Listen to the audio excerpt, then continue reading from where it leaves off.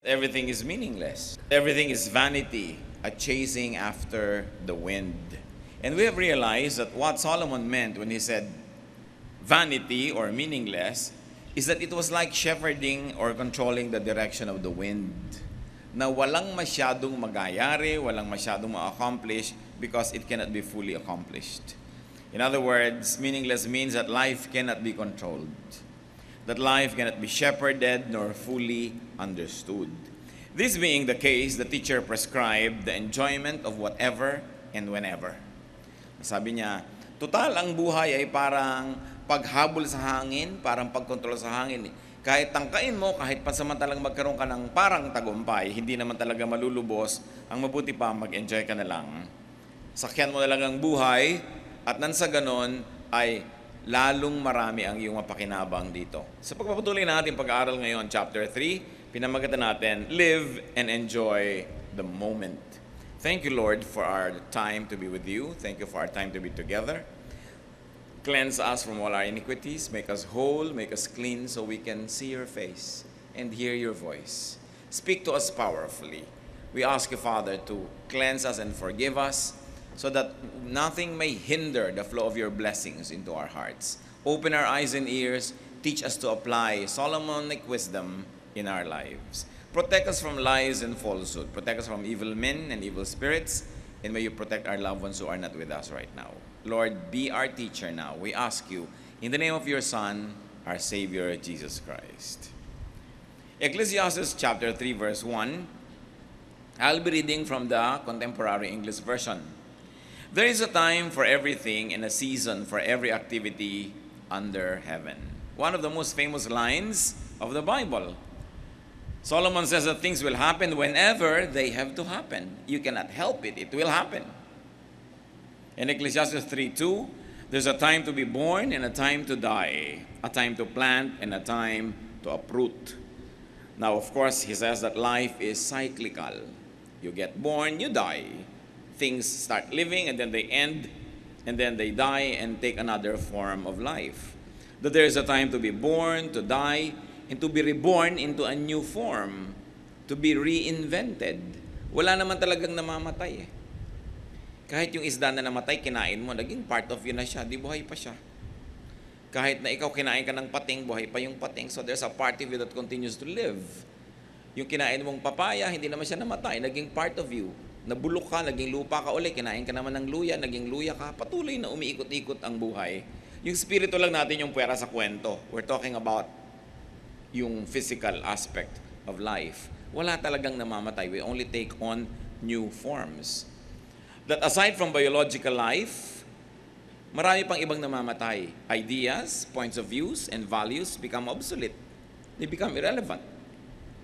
So ang tao na patuloy na mabubuhay at makikinabang sa buhay, yung marunong magsabing, ay obsolete na to, tapos na ang panahon ng ideya na ito, ibang ideya na. Tapos na ang system na ito, tapos na yung method na ito, meron namang iba. Kaya kahit yung mga entertainers who know how to reinvent themselves, they continue living. No? Pero yung napako na sila sa isang format, sa isang sistema, nagiging obsolete. Also, some relationships die. May panahon dyan nagsisimula, umuusbong, namumulaklak, nagka-climax, tapos namamatay din.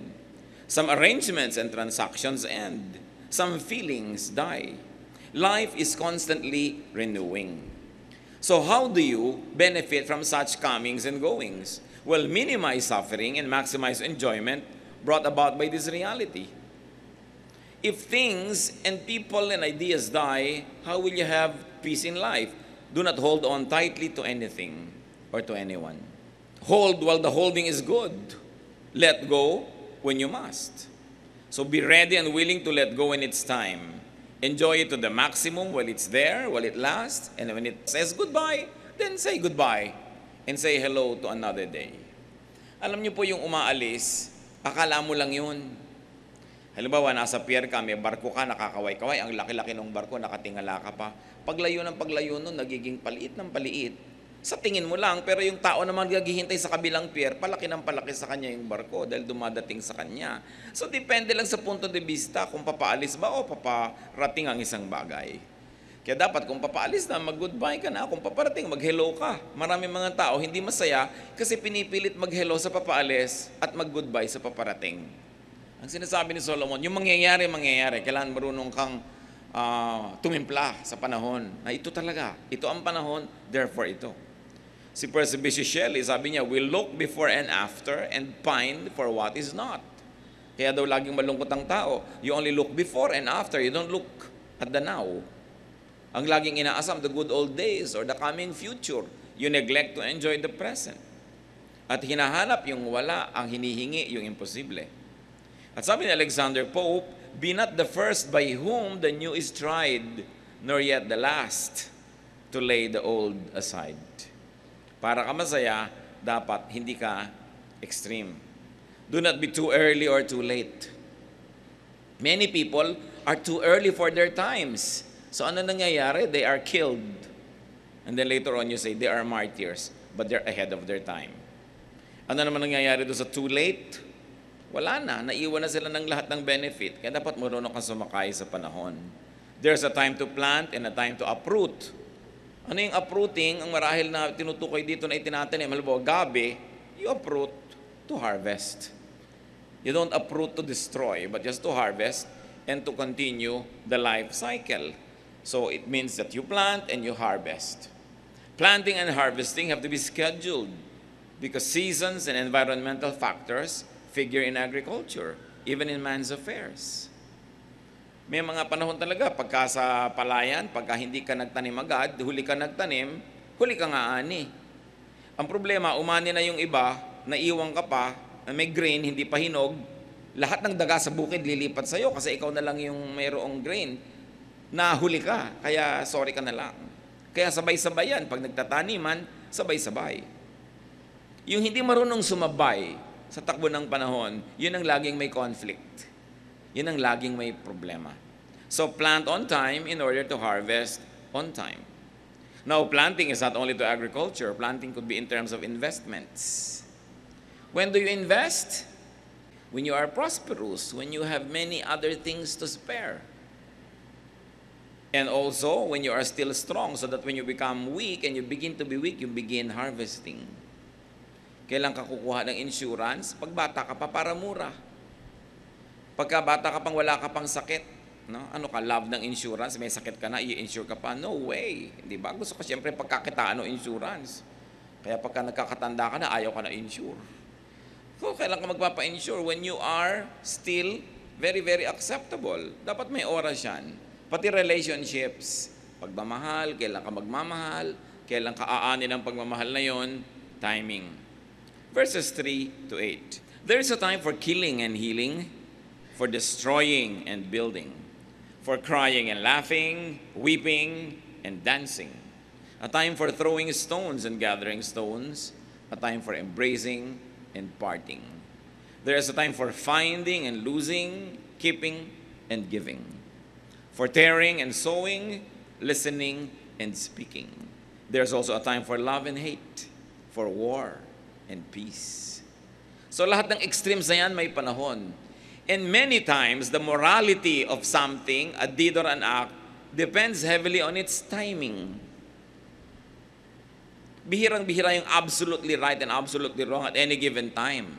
The time colors its correctness or wrongness. Kaya there's a time to keep quiet, there's a time to speak. And what was appropriate to say 1 second ago no longer is if you are late. Therefore, it is no longer good to say. Napakahalaga, may panahon. Pati ang pag-ikot ng mga planeta, ang paglubog at pagsikat ng araw, lahat may panahon. So there's a time to kill and heal, not only people, but also ideas and arrangements. To destroy and build, to cry and laugh, according to what we have read, to weep and to dance. So kung masaya ang panahon, makisaya. Kung lungkot, makilungkot. Huwag laging nakasalungat. There's a time to gather and a time to scatter. To earn and to spend. Habang tama to earn, pero mayroon din tama mga kapatid to spend. Huwag lang kayong earn ng earn, save ng save. There's also time to splurge. Lahat ng yan, basta tama ang panahon, gumaganda. Everything in its time. There's a time to collect and to distribute, to get and to give. To embrace and to part, to find and to lose. Pag merong nawala sa inyo, anong reaksyon nyo? Initially, lulungkot ka kasi nawala. Pero dapat sandali lang yon. Ang matira na dapat, magpasalamat ka kasi nawala. Bakit? Nawalan ka lang kasi nagkaroon ka na. Yung hindi nagkakaroon, hindi yun nawawalan kahit kailan. No? Something's lost and something's gained in living every day. And you can't lose what you never had. You can't lose what you never found. So when you lose it, you say, sayang naman, I feel bad, I lost it. But on the other hand, I should feel good. Because I used to have it. Nagkaroon na ako. Nakatikim na ako. Nakahiram na ako. At yan ang ginasabi natin sa mga tao. Pinapahiram ka ng anak, pinapahiram ka ng kapatid, ng asawa, ng kaibigan. Dumarating ang panahon, binabawi. Ang natitira sa tao, sama ng loob. Samantalang dapat magpasalamat ka, nakatikim ka. Nagkaroon ka, nakahiram ka. So panahon na para isoli yan. Because you cannot have everything and you cannot hold on to anything too long. Ang manghinayang ka, yung may asawa ka dyan ng 10 years na hindi mo minahal, tapos kayo biglang namatay, di sayang naman, hindi kayo nagkamahalan. Nagkaroon ka ng anak, hindi mo na mahal. Nagkaroon ka ng magulang, hindi mo na mahal. Tapos nawala, I won't begrudge you for feeling bad. Kaya ang dapat nga, i-maximize mo yung relasyon habang nandun. Para pag nawala, nagdaramdam ka lang at nawala, pero ang pinakamatagal mo ring mararamdaman, pasalamat pa rin. Kasi, at least pinagbigyan ka ng langit, nakaranas ka na magkaroon. A good attitude when you lose something or someone is to be thankful for having found and enjoyed it. Salamat, nakahiram. Sabi niya, there's a time daw to listen. When is a good time to listen? It is when you do not understand. Baligtad ang mga tao. When they do not understand, ang ingay. But it's a time to listen when you do not understand so that you will have a chance at understanding it. Magkaroon ka man lang pagkakataon na maunawaan yon. Another good time to listen is when you don't like what you hear. Why? Why should you listen when you do not like what you hear? Because it will open up your mind to another possibility, to another arrangement, another way of thinking and doing things. You should always give a chance to what you do not want to hear. Because those that you like to hear, you will always get to hear anyway. Kasi pag gusto mong marinig, gagawa ka ng gagawa ng paraan marinig mo yon. Yung ayaw mong marinig, lagi mong pagsasarahan, hindi mo na madidinig kahit kailan. Kaya mga marurunong na tao, nananahimik. Pag may nadidinig silang hindi nila naiintindihan o ayaw nila, alam nyo na, ang ginagawa ng mga mangmang. Pag may nadidinig silang hindi nila naiintindihan, nakikipag-compete sila agad. At kung ayaw nila yung nadidinig nila, nire-reject nila agad. Kamangmangan yun. Give it its day in court. Whatever it is. Kasi hindi mo alam, doon nag-e-expand. Kailan nag-e-expand ang ating brain? When we accept what previously was unacceptable. No? Or when we reject what previously was acceptable because of reasoning. Kailangan nag-iisip ka. A good time to speak is when you have a good message and a good timing and when it is constructive. Speech also has its bad time. Kahit maganda yung message mo, pag wrong timing, baliwala rin yun. Timing, you will realize, is nearly as important as the message itself. Na kung marunong ka mag-time, more is gained under the sun. Now, time is ephemeral. It passes. It always moves. So what do? You enjoy good times. It will not be forever. Lagi kong sinasabi sa mga may anak, enjoyin yung mga anak nyo hanggang mga 5, 7 years old. Yung lagi kayong inaakyat na parang puno, laging nakakalong, laging ayaw humiwalay. Kasi mamaya, ayaw na nyo makita kayo kasabay sa mall eh. No? Lalo pag nag-high school, nagka-college na. Samantalahin nyo na habang laging nakadikit sa inyo. May panahon para doon. Ngayon, kung kailan naman yung mga bata ayaw lagi kayong kasama, lagi nyo pinipilit sumama. Kaya lagi may struggle. Nung bata na gustong sumama, lagi nyo iniiwan. Wrong timing. May panahon. Pagka nakita natin na may panahon na ganito, ang matatanda, pagka siyempre nagkakaedad na, yung panahon na para maging sentimental, maging matampuhin. So panahon na yan para bigyan ng maraming oras at panahon. Pero merong oras siya na mas gusto niya, independent siya. Hindi niya masyadong pinapansin. Lahat halos ng gulo ng mga pamilya, wrong timing. Ang pagbabantay, ang pagluluwag, ang pagsasabi ng yes and no, wrong timing. So when the time is good, enjoy it. It will not always be like that. Eh ano sasabihin nyo, paano kung bad yung time? Well, just endure bad times. Tulad ng good times, they won't be forever. Pag alam mo na yung saya, aalis din, sasamantalahin mo. Pag alam mo na yung lungkot, hindi rin magtatagal, aalis din, tiisin mo na lang, aalis din yan, pagsasawaan ka rin yan. Walang lungkot na forever because nothing is perfect. Aalis at aalis. Ang mahalaga, pag sobra ka nalulungkot, sobra ka nahihirapan, just survive the night. May darating ding umaga. Huwag ka lang maglaslas ng pulso o uminom ng lason o tumalon sa dagat kasi maiiba rin yung chemistry ng katawan mo bukas. Kahit sobrang lungkot mo ng alas 2 ng umaga, pag nag-alas 6 ng umaga, maiiba yan. Just survive. Kasi walang laging nandyan. Time keeps on moving. So though times cannot be totally controlled, we are told that human participation can help shape it. Totoo, hindi natin nakokontrol ang buhay, hindi natin mailalagay sa bulsa, hindi natin matatalian kung saan pupunta yung buhay, pero meron pa rin tayong nagagawa somehow sa general direction na pupuntahan nun. Sa general speed na magiging andar ng buhay, kaya lagi tayong nagpa-participate in a very positive way. It is our duty to ourselves to keep on learning, to be more and more and more knowledgeable, so you can discern the comings and goings of the seasons and time your life according to such natural law. And what is nice, but spending more time doing good and attracting good. That is a good investment. Especially when you do not have any clear thing in mind as to what to do, keep doing good. You can never go wrong. Kasi nakakapagtanim tayo ng siguradong tutubo at magkakaroon ng harvest. However, doing good and such good deeds are not guarantees that you will have a very happy life. But they only position you for better chances at being happy. Yung iba sasabihin, bakit po ang dami kong ginawang mabuti hanggang hindi ako nag-enjoy? Pero ipinoposisyon mo ang sarili mo na mas posibilidad na tumanggap ka ng mabuti kaysa masama. At hindi pa tapos ang buhay, hintayin mo lang nang hintayin ang mga bagay na yan. Ecclesiastes 3:9-14. What does the worker gain from his toil? I have seen the burden God has laid on men. He has made everything beautiful in its time. He has also set eternity in the hearts of men, yet they cannot fathom what God has done from beginning to end. Said another way, Solomon tells us that man cannot fully understand God nor life. So huwag nila magsikap ng sobra. Unawain ng konti at sakay ka lang sa buhay.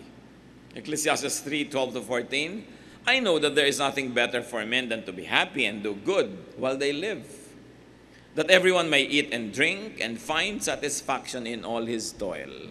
This is the gift of God. I know that everything God does will endure forever. Nothing can be added to it and nothing taken from it. God does it so that men will revere him. So the teacher makes sense of all the time offers by not studying life too much. Sabi niya, gano'n naman pala eh. Hindi mo rin sobrang mauunawa. Huwag mo na lang sobrang unawain.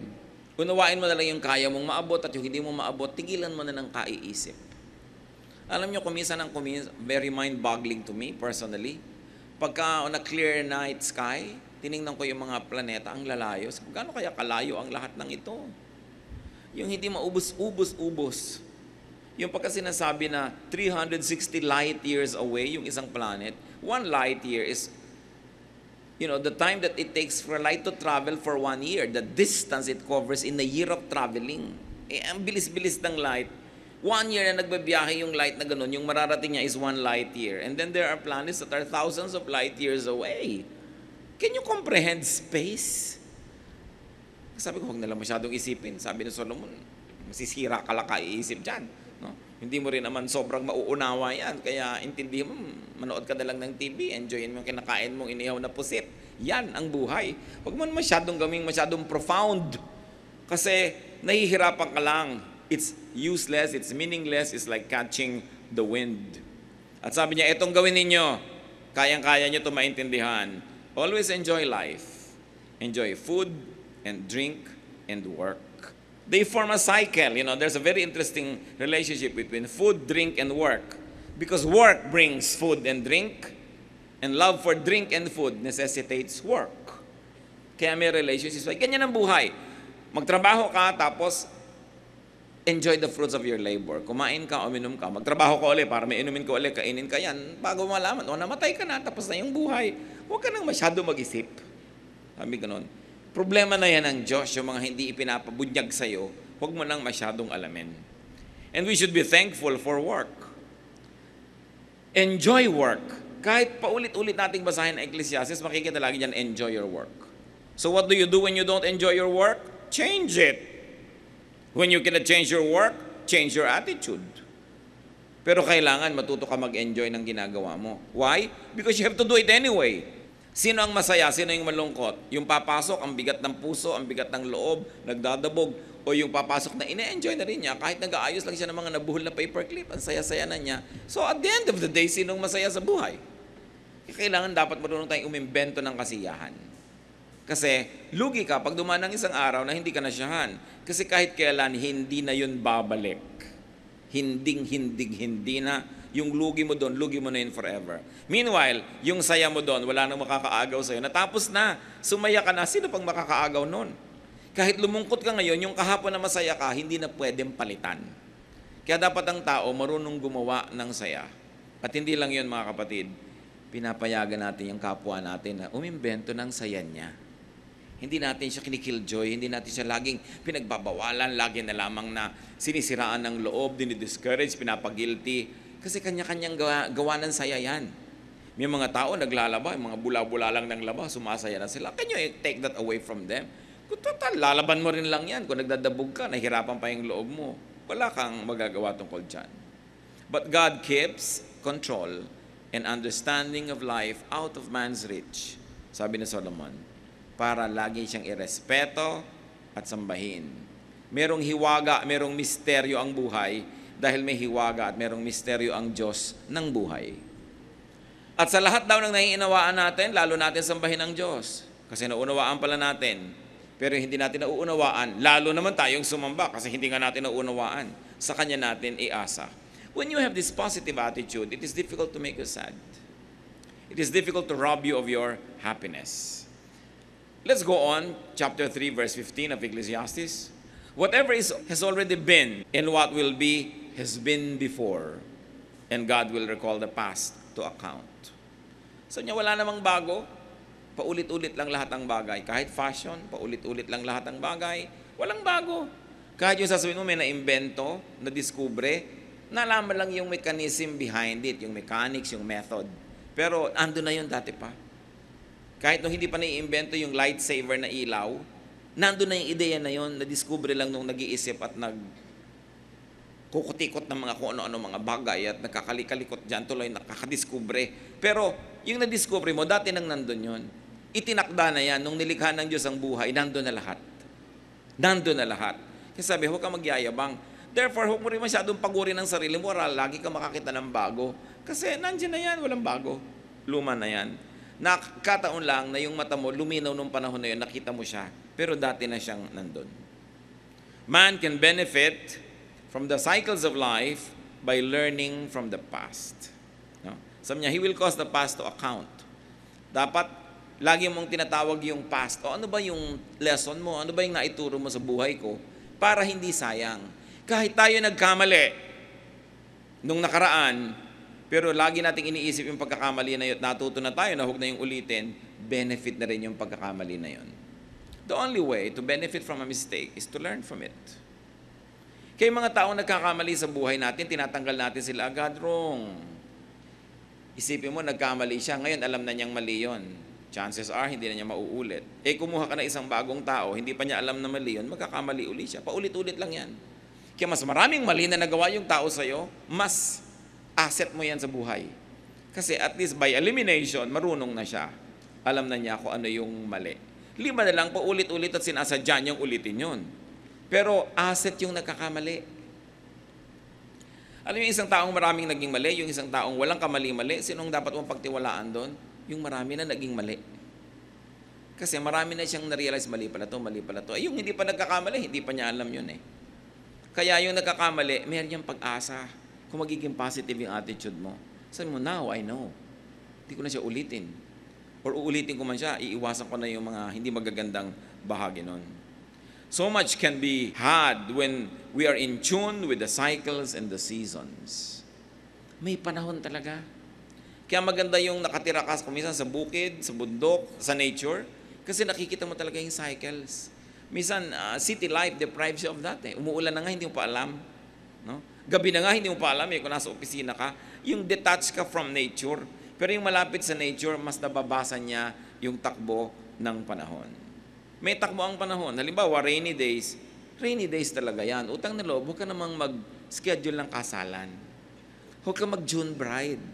Diba? Liba nilang gusto mo talaga, Independence Day, parade ang background ng kasal mo. Pero June bride, ginagaya mo sa Amerika, June spring, dito, tagbagyo yun. Diba? Kaya pastor, kapakasal po ako ng June saan? Sa garden po. Anong susuot mo, iha? Bota? Ay, high heels mo. Lulubog ka sa putik, promise. June yan eh. Di ba? Ang ipagawa mo kapote. Huwag trahe de boda, kakalad ka rin mo yan sa putik. Dahil June. So may panahon, hindi mo kayang palitan yun. So mag-indoors ka na lang kung gusto mo June. Merong mga, kung ano-anong malalaking event, ilalagay niyo sa oras ng tag-ulan, tapos dasal kayo ng dasal na huwag umulan, pati Diyos pinapagod yung makinig. Nakatakda na, tag-ulan yun, mananalangin kang huwag umulan. Sumabay ka na lang. Di ba? Huwag ka dun mag-event. O kaya lahat kayo naka-swimming trunks sa debut mo, di okay lang umulan.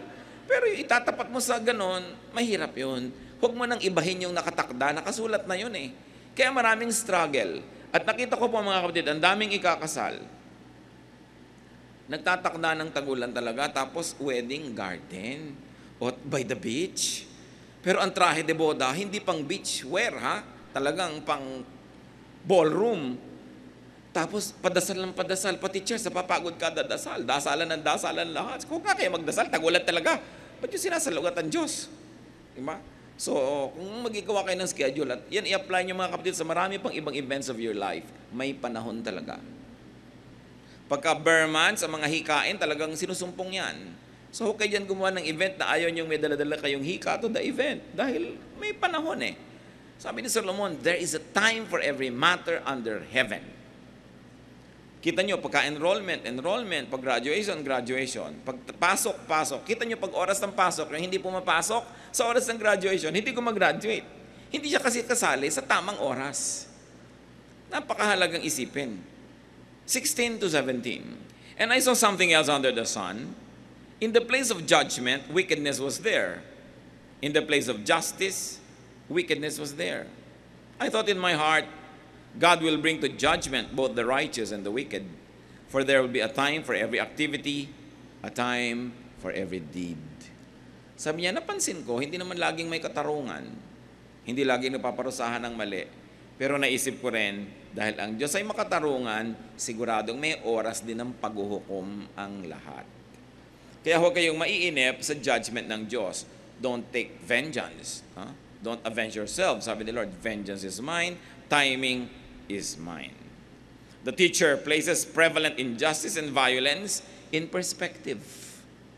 Minsan marami nagtatanong, bakit po naghahari ang masasama? Ayan, sabi ni Solomon. Tatapos din yan, may oras yan, merong oras ang Diyos para dyan dahil may oras para sa katarungan. Since God is good, injustice and violence will be judged. Kaya kayo nagagawa ng injustice, ng violence. 1, stop positioning yourselves in a place where you could be abused. And 2, don't take revenge. God will have His time for vengeance and for justice.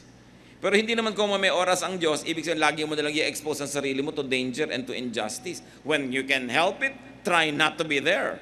If there is injustice, do not be the object and the subject of it. Pero sa mga nangyari na, huwag nating laging sisihin ang panahon. Alam nyo, ang isa sa mga pinakasayang na ginagawa, yung pinagsisisihan ng lumipas na. Minsan ka nang na-disadvantage dahil may maling nangyari nung nakaraan. Pero tuwing pinagsisisihan mo yon, nadi-disadvantage ka uli.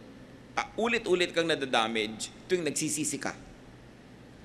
So, hindi naman dapat remorse ang kailangan. Kung nagkamali tayo, repent. What is repentance? You turn from bad and turn to good. Stop doing wrong and start doing right. That's repentance. To be restored, to be corrected. So kung may nagawa na tayong mali na noon, huwag nyo nang sisihin ang sarili nyo pa ulit-ulit. Learn from it and get on with life. At ganun din, huwag na nating sisihin yung kapwa natin paulit-ulit. Kasi nagkakalayo lang ang loob natin, nagkakagalit lang tayo kasi sisi, hindi na rin naman maibabalik talaga. So, matuto mula sa pagkakamali at ituloy ang buhay. One who presently suffers injustice or violence could find comfort in doing what could be done, in hoping in God's cycles, in the end of everything, especially evil. And by knowing time, you will have an eternity perspective. Mahalaga din, nakikita natin yung buhay, hindi lang from a very short range, but from an eternity perspective. Ano ba ang kinalaman nito doon sa magpakawalang hanggan?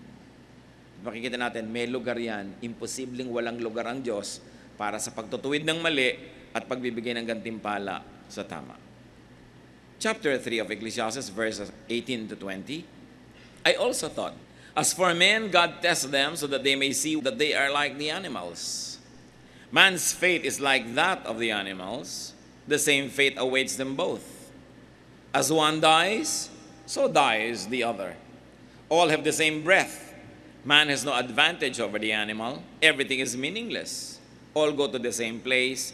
All come from dust, and to dust all return. Ang tinutukoy ni Solomon, siyempre, yung physical life, yung body. Sabi, sino may sabi sa iyo na mas mataas ka sa hayop? Pareho lang kayong mamamatay. Yung kapalaran mo, sasapitin din niya.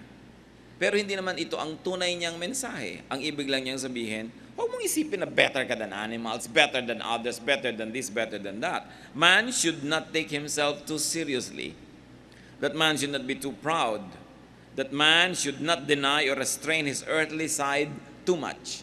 Kasi kung minsan sabi mo, oy, panghayop lang yung behavior na yan, yung kumakain ng sobra. Kung minsan gusto mong kumain, sobrahan mo. Kung hindi mo laging ginagawa, lumigaya ka, gawin mo. In other words, ang sinasabi ni Solomon, huwag ka namang masyadong magpaka-tao as against being animal or animalistic to the point na para ka ng poon, para ka ng santo, hindi ka na tao totoo. Huwag ka masyadong serious. May commonalities kayo ng animals. Kahit sinasayang pang may espiritu ka, may kaluluwa ka. So do not deny always your human side. Kasi madalas natin yun eh. We say no to everything that we deem is so human or so earthly.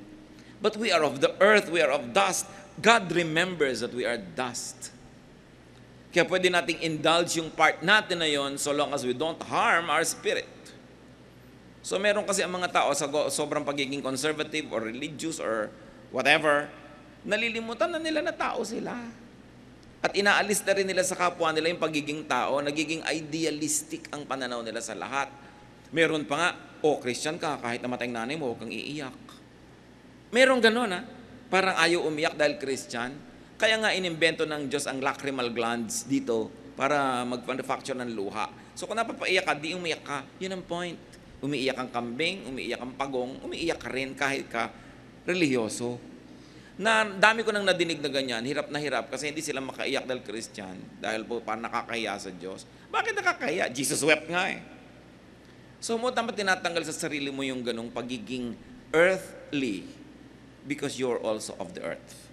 It's part of your dual nature, that you're a spirit and at the same time you are a body. At hindi yun dapat laging tinatanggihan. Yun lang na man should not take himself too seriously. Ecclesiastes 3:21 to 22. Who knows if the spirit of man rises upward and if the spirit of the animal goes down into the earth? So I saw that there is nothing better for a man than to enjoy his work because that is his lot. For who can bring him to see what will happen after him? The question implies that no matter how theological you get, you are never really sure about the precision of your religious beliefs and expectations. Therefore, hindi ka dapat malugi. Whatever your concept of afterlife is, hindi mo dapat baliwalain yung present just for the concept of an afterlife. Because your concept might be wrong. Your concept might have some imprecisions. So what will happen, nalugi ka na forever dahil hindi mo na-enjoy yung mga pang dito, laging puro pang doon sa kabilang iniisip mo. Kasi sinasabi ni Solomon, don't take yourself too seriously. Enjoy the moment. When eternity comes, enjoy it. But don't always deny yourself for the sake of eternity. God places you here now because you're supposed to be here now. Kung gusto kanyang nasa kabilang buhay na, di kinuha ka na niya. Nandito ka pa, therefore live to the fullest. This observation should make people live life in order to go up to heaven, dahil sinasabi niya talagang mayroon. But also, this observation should make people live life in order to live heaven in this life. Dapat when you leave this life, pag umalis ka na dito, you will live in heaven. But while you are here, you must live heaven here. Dapat umimbento ka ng mga pockets of heaven. Gumawa ka ng mga heavenly moments, heavenly devotions, and heavenly vocations para kung ano man ang konsepto mo sa darating pa, mali-mali man yun na tama-tama, hindi ka na nalugi dahil dito pa lang sa buhay na ito, nakalasap ka na ng langit. At mahalaga yon because there's heaven in both sides of eternity. Kung i-analyze natin ang sinasabi lang ni Solomon sa chapter 3, be on time. Greatest happiness, greatest benefit is by being on time. It's the best way to give the most to life, and it's the best way to get the most out of life. Panginoon naming Diyos, salamat sa chapter 3 ni Solomon. Ang daming dapat isipin, ituro mo sa amin kung alin yung konting mahalaga na relevant sa amin. At pagdating ng panahon na yung iba pang mahalaga na hindi relevant ngayon, ipaalala mo sa amin. Masuri namin at maging kapakikinabang din sa amin. Pakita mo sa amin, Lord, ngayon ang mga ginagawa naming sobrang huli, kaya tuloy hindi nagiging maganda ang buhay.